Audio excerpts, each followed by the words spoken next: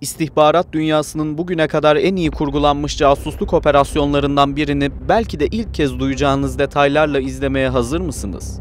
Üzerindeki İngiliz askeri üniforması, cebinden çıkan binbaşı kimliği, henüz kutusundaki alyans ve beline kayışla bağlanmış evrak çantası göze ilk çarpanlardı.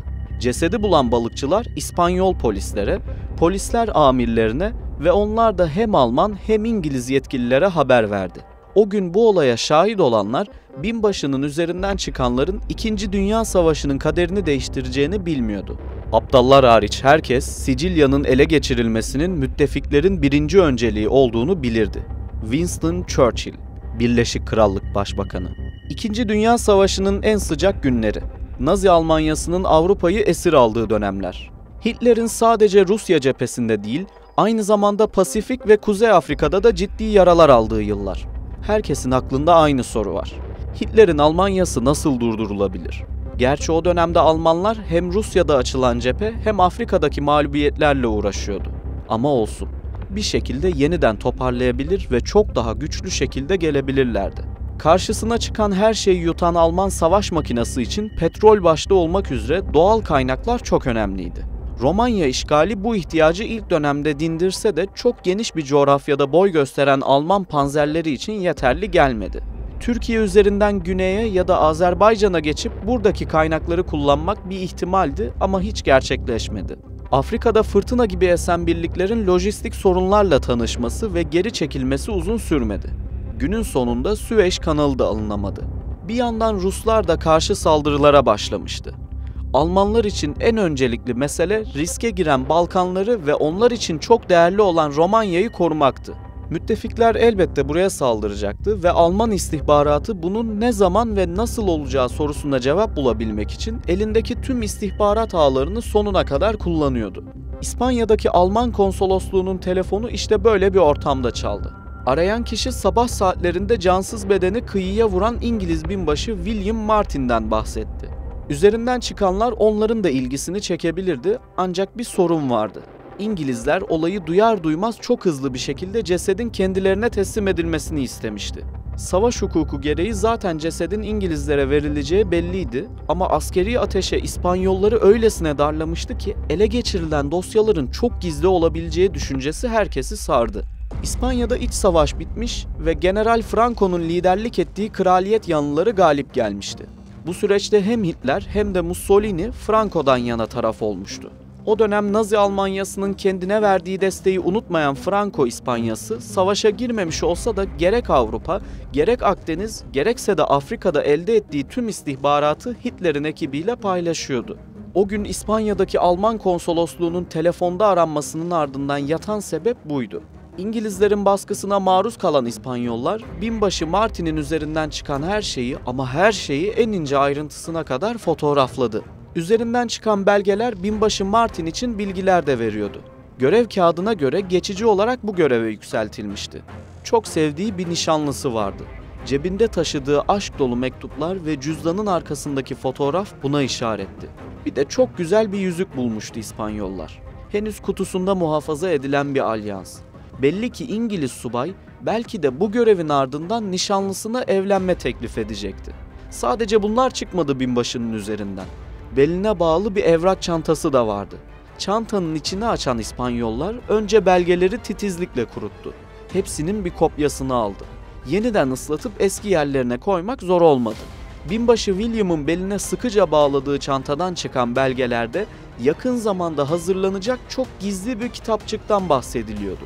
İşte o kitapçığı hazırlayacak ekibin bilmesi gereken bazı çok gizli detaylar binbaşı William'la gönderiliyordu. Belli ki İngiliz binbaşı önemli ve güvenilir bir kuryeydi. Sadece kitapçık meselesi de değil. Yeni bazı talimatlar da vardı belgeler arasında. Akdeniz'de müttefiklere bağlı donanma unsurlarının 12 ada çevresine gelmesi için verilen emir bunlardan biriydi.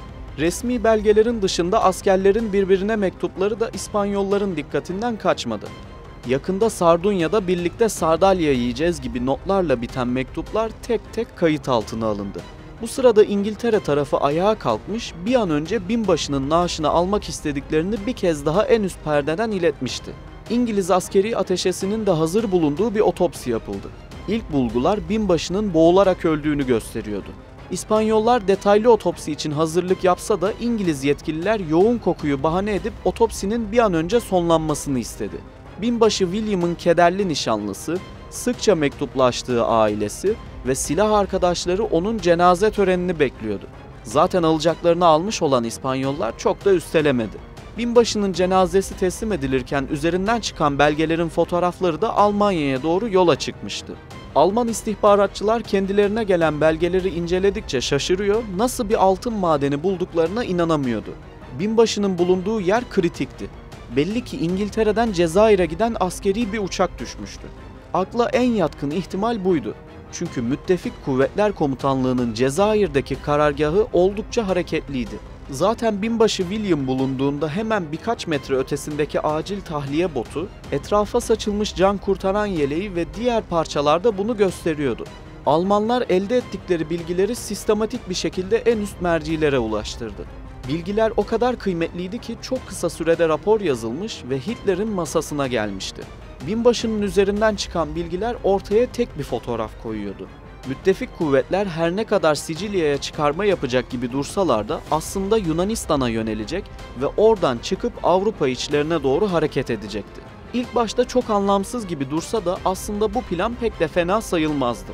Almanların bütün birlikleri Sicilya tarafındaydı ve Yunanistan kısmı aslında çok zayıftı. Belli ki müttefik kuvvetler bunun istihbaratını bir şekilde almış ve planını buna göre yapmıştı. Ortaya çıkan tabloya göre Sovyetler Doğu Avrupa'dan, Amerika ve İngiltere ise Balkanlardan gelecek ve Almanya için sonun başlangıcı olacaktı. Hitler ve ekibi buna izin veremezdi. Evet, binbaşı Martin'in üzerinden çıkan belgeler çok önemliydi. Ama peki gerçek miydi? Olayın hemen ardından İngiliz askeri ateşesi merkeze kriptolu bir mesaj çekti. Subay Martin'in hayatını kaybettiğini, cesede bağlı şekilde bulunan evrak çantasında çok kritik bilgiler olduğunu ve bunların Almanların eline geçmesinden endişe ettiğini yazdı. Alman istihbaratçılar İngiliz gazetelerinde Martin için verilen taziye mesajlarını merkeze rapor etti. İngiltere'de askeri tören düzenlenmiş ve binbaşı resmi olarak ebediyete uğurlanmıştı. Tüm bunların yanında Nazi subaylarının sızdığı hatlarda geçilen mesajlar da dikkat çekiyordu. Bu süreçte kimse çıkarmayı Yunanistan'dan yapacağız dememişti ama konu hep bunun etrafında dönüyordu. Almanlar savaş şartlarında İngiliz binbaşı William Martin'in kimliğini başka şekilde doğrulamak istese de bu pek mümkün olmadı. Çünkü hem ismi hem soy ismi İngiltere'de en sık rastlanan kombinasyonlardan biriydi. Binlerce, on binlerce William Martin vardı ancak Almanların bu kadar zamanı yoktu. Hitler kararını verdi. İtalya'daki kara ve hava birliklerinin büyük çoğunluğu Yunanistan'a sevk edildi.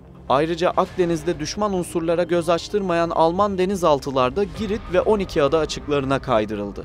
Sardunyalı bir balıkçının bulduğu İngiliz binbaşının cesedi ve üzerinden çıkanlar sadece Avrupa haritasını değil, dünyanın kaderini de değiştiriyordu.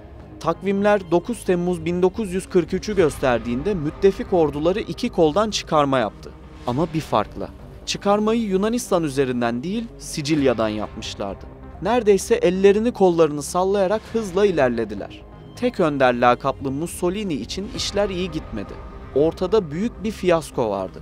Başarısızlık nedeniyle kral tarafından görevden alındı ve hapse atıldı. Hitler ise çılgına döndü. En başından beri planını Sicilya'ya göre yapmıştı. Ancak önüne getirilen istihbarat raporları ve binbaşı Martin'in üzerinden çıkan belgeler onu yanıltmıştı. Her ne kadar sonrasında İtalya'yı işgal etse de Naziler burada tutunamadı. Sonrasında hem Hitler hem Nazi Almanyası için hiçbir şey eskisi gibi olmadı. Peki ne olmuştu da bunca işarete rağmen müttefik orduları Yunanistan'dan değil de Sicilya'dan çıkarma yapmıştı? Sevk edilen donanma, kaydırılan birlikler, mektupta çıkan birlikte Sardalya yeme mesajları nasıl bu kadar hızlı değişmişti? Aslına bakarsanız müttefik güçleri hiçbir zaman Yunanistan tarafından çıkmaya yönelik bir plan yapmadı. İlk günden itibaren her şey ama her şey Sicilya üzerine kuruldu. Çünkü her açıdan en mantıklısı buydu. Ancak Hitler de bunu bildiği için savunma planlamasını buna göre yaptı. Almanların çok güçlü hava ve kara birlikleri buradaydı. Müttefikler bunu bir şekilde baltalamak istedi. Ve o gün kıyıda balıkçıların bulduğu binbaşı William Martin işte tam da bunu sağladı.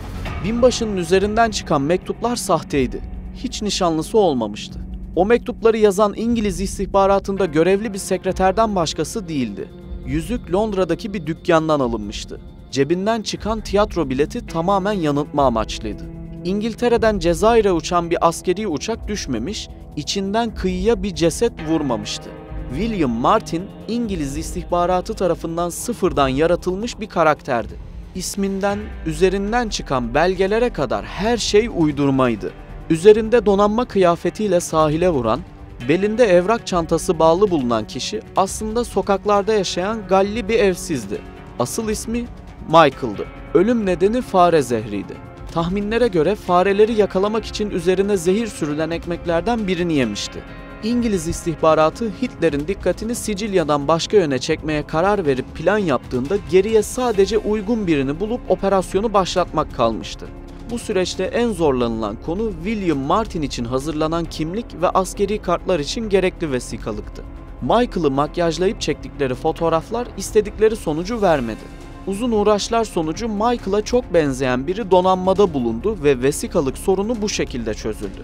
İngilizler binbaşı William Martin karakterini oluştururken kesinlikle her şeyin eksiksiz olduğu bir görünüm istemediler. Binbaşı bulunduğunda üzerindeki görev kağıdının tarihi geçmiş olmasının nedenlerinden biri buydu. Eksikliklerin bir olayı daha inandırıcı ve olağan kıldığı bir kez daha doğru çıkmıştı. Aslında binbaşı Martin'i denizaltıyla Endülüs'ün batı kıyılarına getirip denize bırakmak belki de işin kolay kısmıydı. Bütün mesele William Martin karakterini böylesine inandırıcı bir şekilde inşa edebilmekti. İngilizler bunu başardı. İngilizler İspanyolların gizli ibareleri. Zarfları açtığına nasıl emin oldular dersiniz? Ceset denizaltıya yüklenmeden önce son rötuşlar yapılırken zarflardaki belgelerin arasında tek bir kirpik yerleştirdiler. İspanyollardan belgeleri teslim aldıktan sonra baktıkları ilk şey bu oldu. Kirpik yerinde yoktu. İşte o zaman zarfın açıldığından da emin oldular. Zaten gerisi çorap söküğü gibi geldi. Yolu İspanya'nın Huelva bölgesine düşenler bir insanın ülkesi için ölmesi ne kadar da uygun ve güzel yazan mezarı gördüğünde sokakta yaşarken ölüp giden kimsesiz bir adamın 2. Dünya Savaşı'nın çehresini nasıl değiştirdiğini daha iyi anlar. İşte istihbarat tarihinin belki de en iyi kurgulanmış işlerinden biri olan Mincemeat, yani kıyma operasyonunun hikayesi bu.